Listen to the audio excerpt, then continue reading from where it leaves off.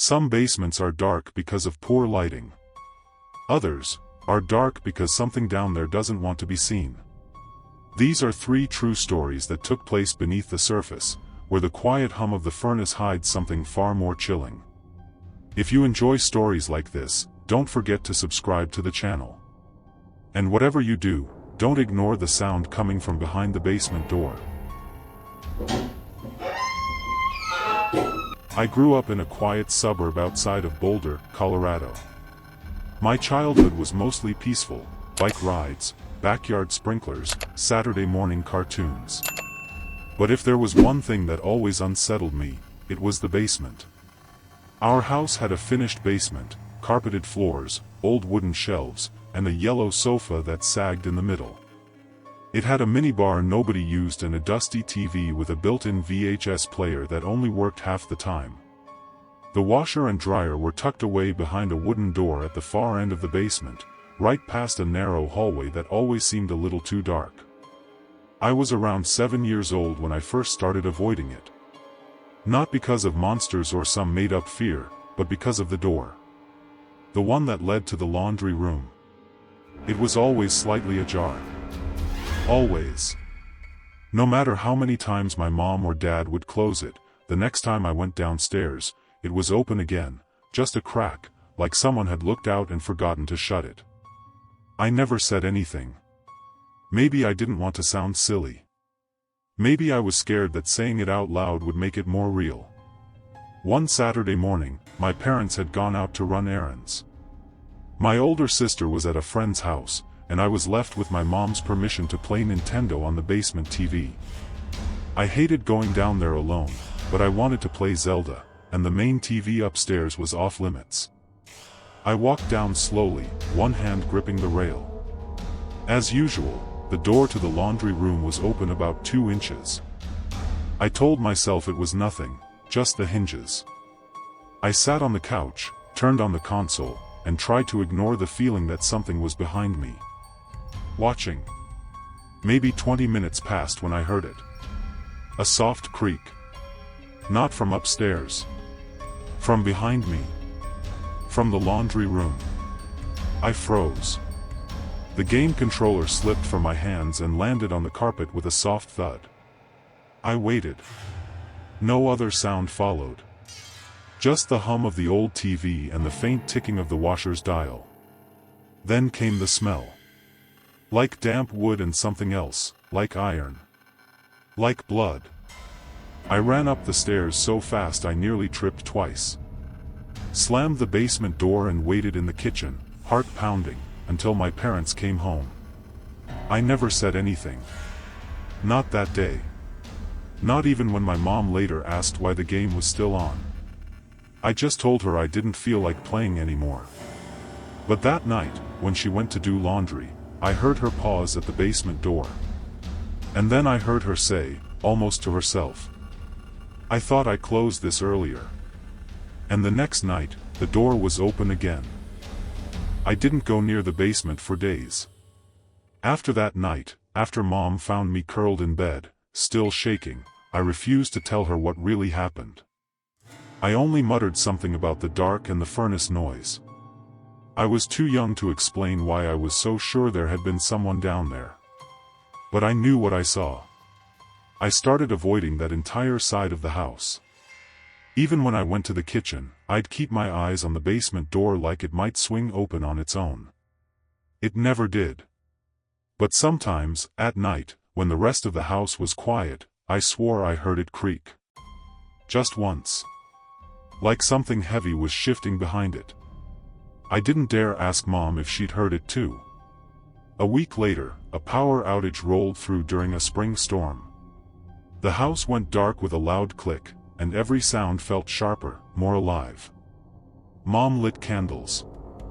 I sat on the couch hugging my knees, staring at the faint flicker of light bouncing off the walls. That was when I heard it again. A soft shuffle. From below. Like someone dragging their feet across the cement floor. I froze. Mom was in the kitchen, tapping on her phone, trying to get a signal. The shuffle came again, closer now. And then, something else. A knock. Slow. Rhythmic. Hollow. From the other side of the basement door. My breath caught. The knock wasn't frantic. It wasn't loud. It was like someone just wanted to be noticed. I waited. Maybe Mom heard it too. But she didn't move. Just kept muttering about her phone. The knock came again. 3 slow taps. Then silence. Then a voice. Not loud. Not a whisper. But it somehow carried, even through the door. Muffled, but clear enough. It said my name. Not yelling. Just saying it like someone familiar. Someone who thought I'd be happy to hear them. Hey, it's me. Open up. I couldn't breathe. The voice sounded wrong. Not in a monstrous way. In the opposite way, it sounded too normal. Like it was trying too hard to sound safe. Too soft. Too familiar. But I didn't recognize it. And somehow, I felt like it knew I was listening. I didn't answer. I didn't even move. I just sat there, muscles locked, my eyes locked on the doorframe. Mom walked back in, asking if I wanted cocoa. I jumped so hard I almost screamed. I turned to look at her, and when I looked back, the door was slightly open. Just a crack. I didn't hear it move. Didn't see it swing. But it had been closed. I was sure of it. And now it wasn't. The hallway light had gone out with the storm, and the basement entrance was just a black rectangle at the end of the hall. I didn't see anything in it. But I could feel it. Watching. Waiting. I told Mom I wasn't feeling well and went upstairs. But I couldn't sleep. Not because I was scared of what I heard. But because I was terrified of what I didn't hear anymore.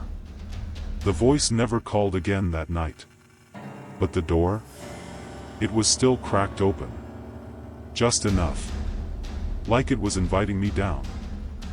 I started paying attention to when the laundry room door opened by itself. It was always after sunset. Always when I was alone in the basement. And always during moments when the house was dead silent. No footsteps, no voices, nothing but my own uneasy breathing. One Wednesday evening, while my parents were at my sister's parent-teacher night, I stayed home alone. I planned to watch TV upstairs in my bedroom, but something pulled me back down. A feeling I couldn't explain, like something was waiting. The old TV flickered on after a few button presses. I sat on the sofa, gripping the remote like a lifeline. The pale blue glow barely lit the basement, but enough to see it, that laundry room door, half open again. Just like before. I decided to do something I'd never dared before, walk straight up to it. Each step made my chest tighten. My small feet padded over the thin carpet. When I reached the door, I stopped. I didn't open it. Didn't speak. I just stood there. Listening. Inside, nothing. Then, a whisper.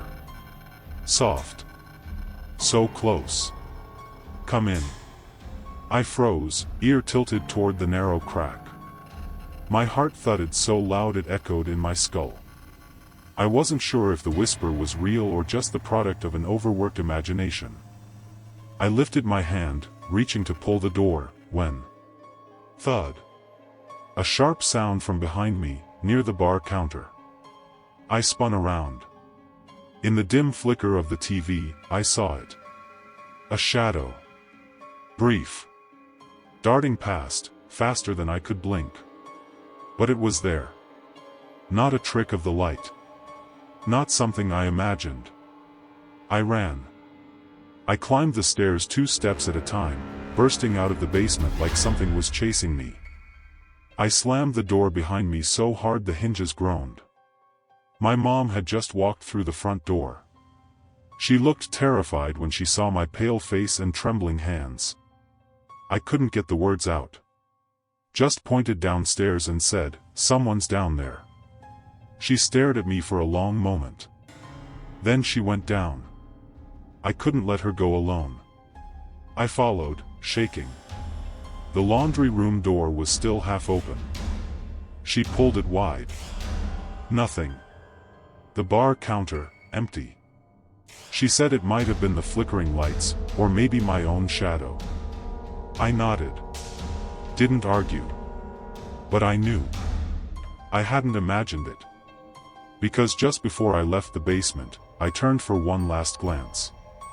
And on top of the old fridge in the laundry room, in a thick layer of undisturbed dust, was a single small handprint, as if someone had crouched there. Or watched me through the crack in the door. After that night, after seeing the shadow behind the washer and the handprints on top of the fridge, I refused to go near that door. But that didn't stop whatever was inside from getting closer. It started with the sounds. Around 3 a.m., I'd wake up to a racing heart and the unsettling sense that I just heard something creaking, like the basement stairs, slowly shifting under someone's weight. I'd lie there listening, but when I flipped on the nightlight, the silence returned. Then, one morning, I found the basement door slightly open, even though I knew I'd locked it the night before. The handle was cold and damp. Smudges, like handprints, streaked outward from the inside, dragged toward the hallway. I didn't tell anyone. When I asked my mom, she just shook her head and said, "You probably forgot to close it." But I hadn't. A week later, Mom went to the grocery store and left me home alone. I was upstairs studying when I heard something, this time not creaking, but a voice. Low, raspy. Calling up from below. "Is someone there?" I froze. It was a man's voice. Soft, stretched out, as if it were rising from somewhere deep, or maybe standing just below. I stepped into the hallway and looked down the staircase. Nothing. But the feeling, the sense that someone was standing just beneath the last step, head tilted up, waiting. I backed into my room, locked the door, and didn't move. Then I heard it. Knock. Knock. Knock. 3 slow knocks. Coming from the basement door. Deliberate. Unmistakable. Like it wanted me to know, it was still there. I didn't go out. I didn't answer. A few minutes passed, and the silence returned. When my mom got home, I told her everything. For the first time, she didn't brush it off. Her face went pale. She said she'd call the police.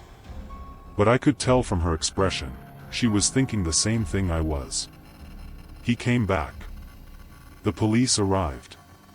They searched every inch of the basement. Found nothing, until one officer opened the old storage hatch behind the laundry room, one no one ever used anymore. Inside, they found a trash bag stuffed with old blankets, fast food wrappers, and a rusted knife.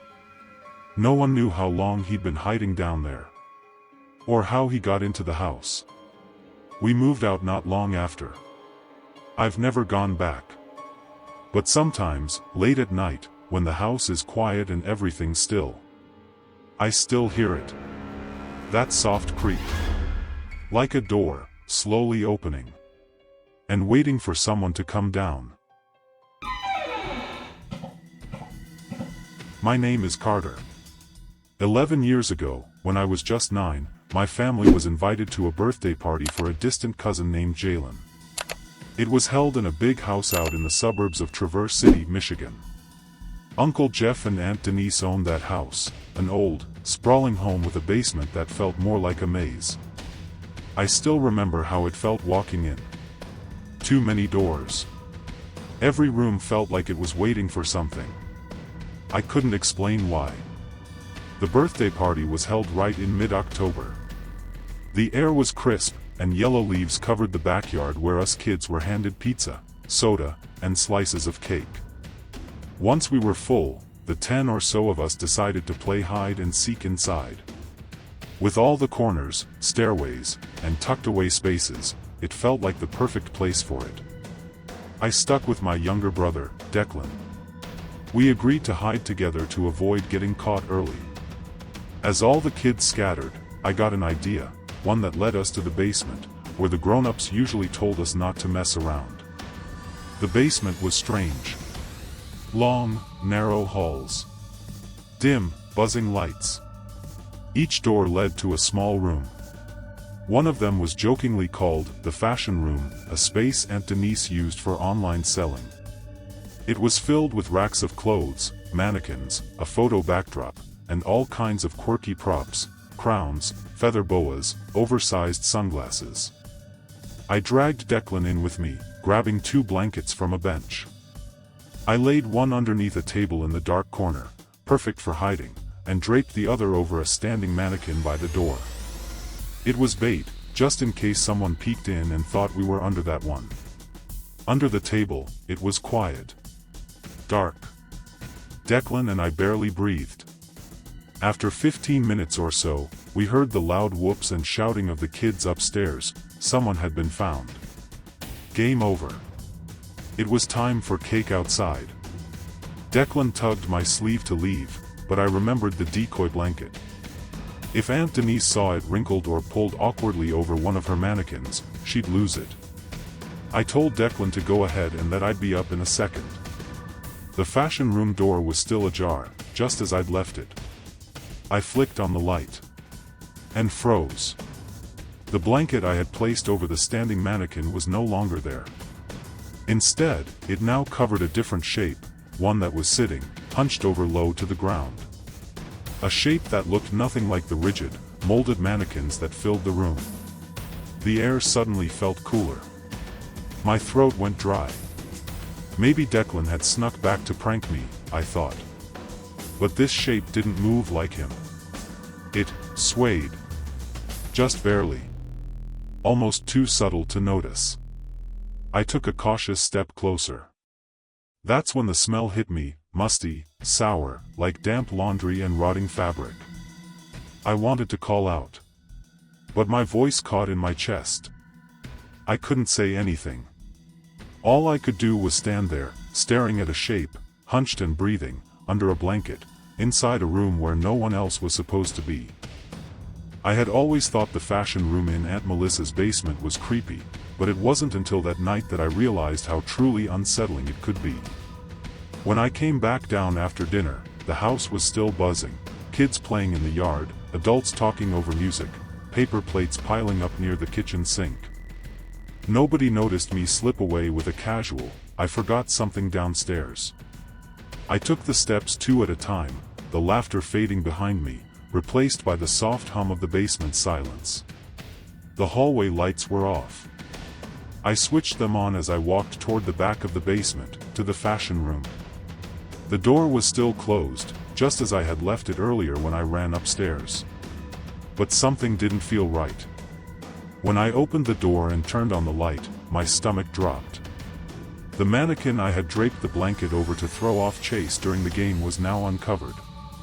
The blanket had shifted, no longer hanging over the fake shoulder of the mannequin, but instead, it was covering something else.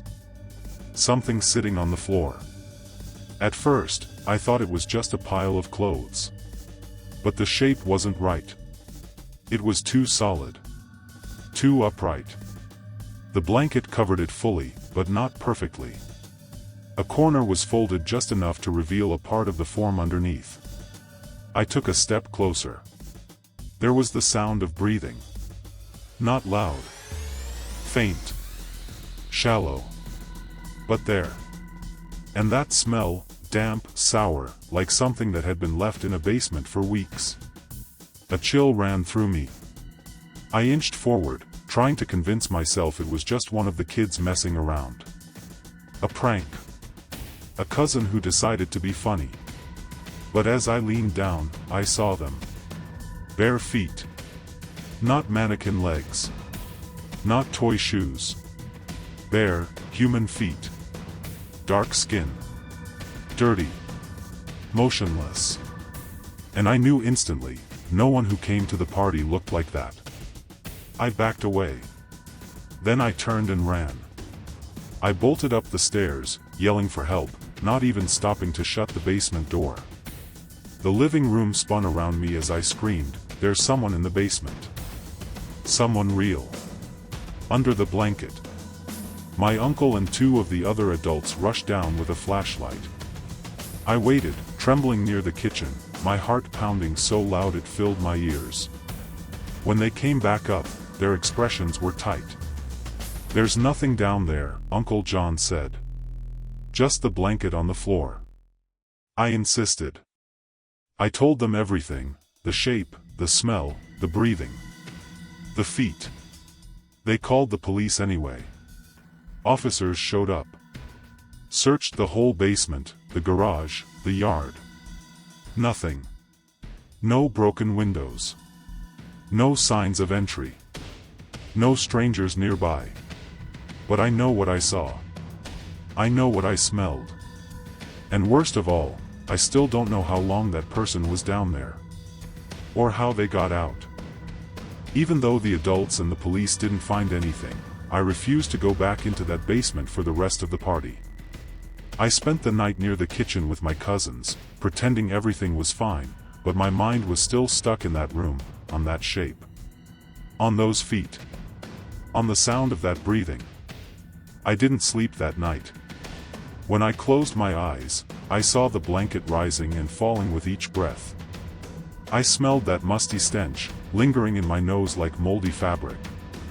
2 days later, when the party was just a memory and I was back home with my mom and brother, I asked her if she believed me. She hesitated. Then she said, "I believe you believe it." Not exactly comforting. That night, I had a dream, or maybe it was more like a memory, warped by fear. In the dream, I was back in the fashion room, staring at the blanket. But this time, the figure underneath slowly stood up. The blanket slid off its head, but I couldn't see a face, only darkness where a face should be. And that smell was everywhere, seeping through the walls. When I woke up, my room was cold. The window was open. And I never leave my window open. I shut it, locked it, and sat on my bed, staring at the hallway. I didn't hear anything. No breathing. No footsteps. But that didn't matter. I couldn't shake the feeling that whoever was under that blanket hadn't just left the house that night. Something about the way they were hiding. The way they stayed still. Like they were waiting. Not just for the right moment to leave.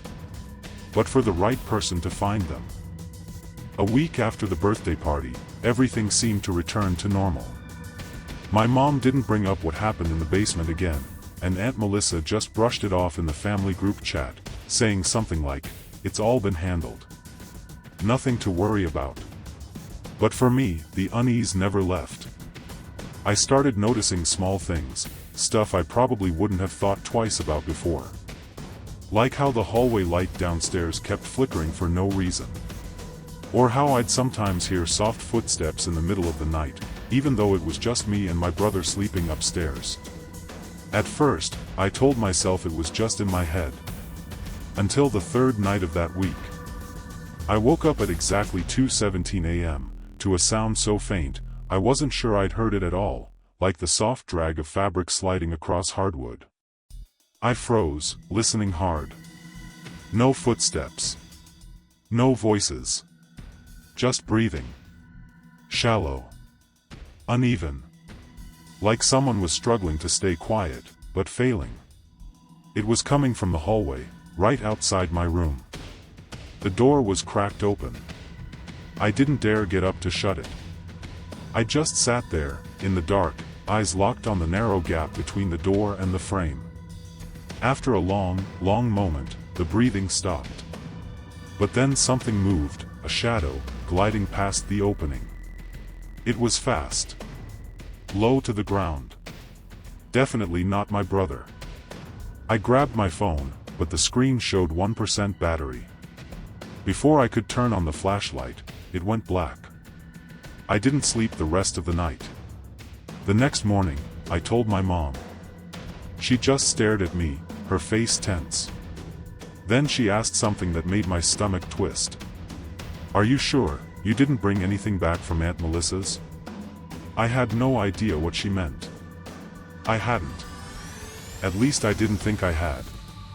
That evening, my mom came into my room with a small plastic storage bin she'd found shoved under the couch in the living room. Inside was a thin, cream-colored blanket. No one in the house recognized it. No one knew where it had come from. But I did. It was the blanket I'd used to cover the mannequin, the one in the basement fashion room. The one I swore I'd left behind. My mom tossed it in the trash and told me not to bring it up again. But that night, as I lay in bed, I heard the breathing again. Closer now. This time, from behind the closet door. I didn't get up. I didn't say a word. Because I realized something. Whoever that person in the basement was. They may have picked the wrong house to hide in. But they picked the right person to follow. My name is Jonah Lewis, and I live in a small town in northern Wyoming now. But what I'm about to share didn't happen here. It took place at my grandmother's old house in Pine Grove, a remote hillside town near the Idaho border, where I used to spend a few childhood winters. The most terrifying memory of my life is tied to a Christmas break when I was 10 years old. That year, the weather was unusually harsh. Snow fell thick and fast, swallowing the entire town in a silent, blinding white. My parents dropped me off at my grandma's place so they could take care of things back in the city. I didn't mind. I loved staying at her cabin, old and creaky, tucked right at the edge of a dense pine forest. Grandma's house had a basement, not the kind you'd see in modern homes, but a narrow crawlspace beneath the stairs. Low ceiling, damp air, and the smell of rotting wood and moth-eaten blankets. The door to the basement sat just beneath the third step from the bottom, and Grandma always told me, never open it. She never explained why. Just said, big rats down there, and bad air. Makes you sick. Back then, I believed her. But the older I got, the more curious I became. And on the second night I stayed there, I heard it. The whisper. At first, I thought it was a dream. But then it came again, and I was wide awake. A voice, thin and weak but unmistakably human, coming from behind the wooden door under the stairs. It wasn't a rat. It wasn't the pipes. It was a voice. And it said my name, clearly. Jonah. I froze in the hallway, the dim ceiling bulb above me flickering like it was struggling to stay alive. The basement door, still shut. But not locked. I was about to turn away when it whispered again. So cold, open the door. I backed up slowly, every toe stiff inside my wool socks. The air around me turned icy, like something unseen had brushed right past. Then I heard it, a knock, from inside. 3 slow taps. I bolted to my room, dove under the blankets, heart pounding, ears still echoing with the sound that had carved its way deep into my brain. I didn't tell Grandma. And I wish that had been the only night. After that first night, I tried convincing myself it had just been a dream. But the whisper came back the second night.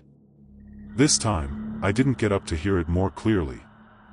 I stayed frozen under the blanket, eyes wide open in the dark. But the sound still crept through the walls, curling into my ears like it knew I was awake. Jonah, it's so cold, open the door. I didn't respond.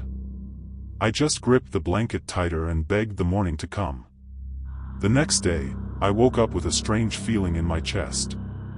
I walked downstairs to grab some cereal and found Grandma already in the kitchen. Her face looked different, tight and worried. She asked, "Did you open the basement door last night?" I shook my head immediately. She stared at me for a moment, then turned away without saying anything else.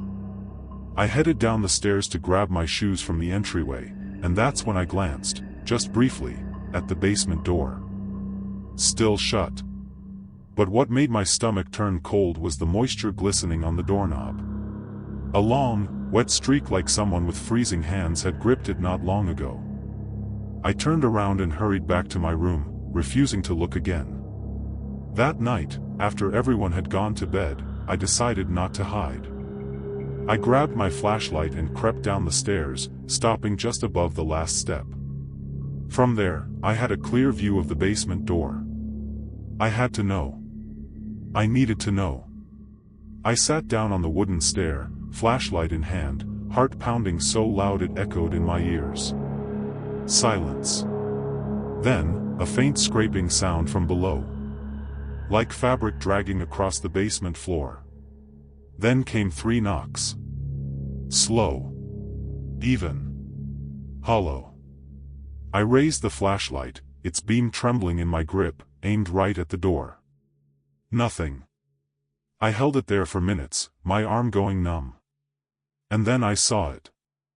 A faint shadow gliding across the thin gap between the floor and the bottom of the door. Not a mouse. Not a pipe.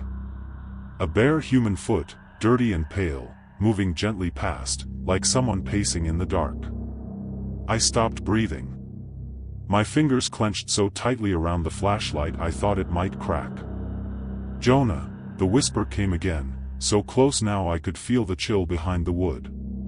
I bolted up the stairs, heart thudding, certain that something was right behind me. I didn't sleep that night either. The next morning, I didn't say a word about what happened the night before. But Grandma did. She said she heard soft footsteps around midnight, someone walking slowly in the hallway near the stairs. She thought maybe I had gotten up for water, but when she checked, no one was there. I didn't respond. I couldn't. All day, I tried to avoid the basement. But somehow, everything pointed back to it. The rug at the foot of the stairs was out of place, as if someone had been standing there for a long time. A coat hook near the basement door had snapped clean off and lay on the floor. Later that afternoon, I tried asking my great-grandfather about the basement. He was a quiet man, always reading with thick glasses, and never once had I seen him go down there. I asked, "When you were a kid, was there anything weird about the basement?" He looked at me, slowly taking off his glasses. "The basement," he said. "Your great-grandmother used to forbid us from going down there after dark." "Why?" He didn't answer right away. He just shook his head and murmured, "Because something used to open the door." That answer stayed with me all evening. By 11 p.m., it had started to snow again. The wind howled past the windows, shrieking like someone lost in the woods. I told myself I would just sleep, but the weight in my chest never left. I don't remember deciding to get up. But sometime past midnight, I found myself standing by my door, flashlight in hand, barefoot on the cold wooden floor. I crept downstairs. The whole house was still. But when I reached the bottom of the staircase, the basement door was cracked open. Just slightly, but enough to see that the inside was pitch black. I should have run. I know that now. But I didn't. I raised the flashlight and aimed it through the gap. And what I saw stopped my breath. A face. Not fully formed. Not quite human. Just a sliver of cheekbone, a dusty stretch of forehead, and an eye, black, blank, staring straight at me from the shadows. And then, a wet whisper near my ear, as if it came from the very wood of the stairs beneath me. "Don't close the door." I couldn't move. My fingers were frozen, flashlight trembling in my hand. The pitch-black eye staring back at me through the basement door's narrow opening hadn't blinked, hadn't moved, just watched. As if waiting. That whisper still echoed in my head. "Don't close the door." I swallowed hard. A cold sweat crept down my spine, despite the warmth of the house. The kitchen behind me darkened, unnervingly silent. Only the ticking clock and the occasional rattle of wind at the windows reminded me I was still in the real world. I took one slow step back, eyes locked on the basement door. That crack was still open. But now, the face behind it was gone. Before I could catch a breath, the door creaked, a sudden jolt, opening wider. Not from the wind. Not by accident. But as if it had been pulled from the inside. I turned and bolted up the stairs like every muscle knew exactly what to do. My feet barely touched the steps, heart pounding like a war drum. I dove into bed, pulled the blanket over my head, and pretended nothing had happened. But in my mind, the basement door remained open, that narrow sliver of blackness still staring, still waiting. The next morning, I woke with a sick feeling in my gut. I didn't tell anyone. I just slipped downstairs in silence. The basement door was closed. No one had gone down there. No one had heard anything. But on the doorknob, there was a faint, damp handprint, like someone with soaking wet skin had grabbed it in the night. I moved out of Idaho a year later. No one brought up the basement again, not even me. But every time I visited Great-Grandpa's house, I avoided eye contact with that wooden door at the bottom of the stairs. I wouldn't open it. Wouldn't go near it. And sometimes, late at night, I still heard the faint sound of wood creaking beneath the floorboards. Not loud. Just enough to remind me. That door was never really closed. If you made it this far, you might want to leave a light on before heading to bed. Which story disturbed you the most? Let us know in the comments below, and if you've got a basement tale of your own, we're always listening. Until next time, keep your doors locked, your windows shut, and remember, sometimes the scariest things aren't just in the dark. They're already inside.